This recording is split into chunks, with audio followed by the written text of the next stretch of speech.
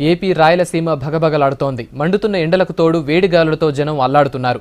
భానుడి ప్రతాపానికి ఇప్పటి వరకు 35 మంది చనిపోయారు. ఏప్రిల్లోనే పరిస్థితి ఇలా ఉంటే మేలో వచ్చే రోహిణి కార్తెకు వెదర్ ఎలా ఉంటుందోనని ఆందోళన చెందుతున్నారు అక్కడి జనం. దేశవ్యాప్తంగా రికార్డు స్థాయిలో టెంపరేచర్స్ రికార్డు అవుతున్నాయి. తెలుగు రాష్ట్రాల్లో ఈ పరిస్థితి కాస్తంత ఎక్కువగానే ఉంది. రాయలసీమ జిల్లాల్లో గతంలో ఎన్నడూ లేనంతగా ఎండలు మండిపోతున్నాయి. 43 నుంచి 44 డిగ్రీల పైనే టెంపరేచర్ రికార్డవుతోంది.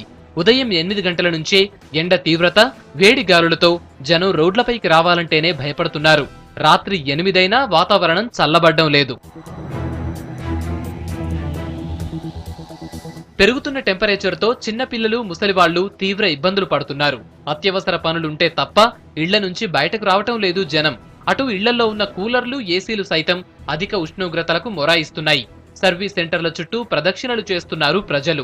గతంలో ఎక్కడ చూసినా కనిపించే చలివేంద్రాలు ఈసారి వెతికినా కనిపించటం లేదు.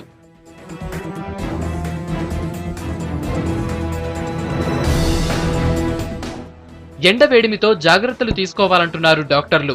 అత్యవసర పనులుంటే తప్ప బయటకు రావద్దని చెబుతున్నారు. మజ్జిగ, కొబ్బరి బోండాలతో పాటు శీతల పానీయాలు తీసుకోవాలని చెబుతున్నారు. ఎండకు తిరిగేటప్పుడు గొడుగు తీసుకెళ్లాలని సూచిస్తున్నారు.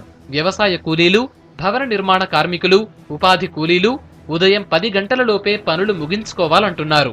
మనకు ముఖ్యంగా వర్షాలు తక్కువైనందువల్ల, భూమిలో తేమ తక్కువైనందువల్ల కూడా ఈ యొక్క వాతావరణంలో ఎక్కువగా టెంపరేచర్, ఉష్ణోగ్రత పెరిగి టెంపరేచర్ కనిపిస్తున్నది.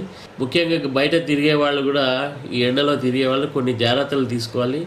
ఎండ పొద్దున బయట తిరగకూడదు. ఎండ పొద్దున అంటే దాదాపు 11 నుంచి సాయంత్రం 5 దాకా. తర్వాత ఈ ముఖ్యమైన కూడలిలు ఏదైతే ఎక్కువ ప్రజలు కలుస్తుంటారో అటువంటి ప్లేసుల్లో చలివేంద్రాలు ఏర్పాటు చేయడం చాలా ముఖ్యము. ఇప్పుడు ప్రతి గ్రామాల్లో కూడా నీళ్లు కొనుక్కోవాల్సి వస్తుంది. మజ్జిగ ఇచ్చేవాళ్ళు కరువైనారు. రానున్న రోజుల్లో ఎండ తీవ్రత పెరిగే అవకాశాలుంటాయని వెదర్ రిపోర్టుతో జనం మరింత ఆందోళన చెందుతున్నారు.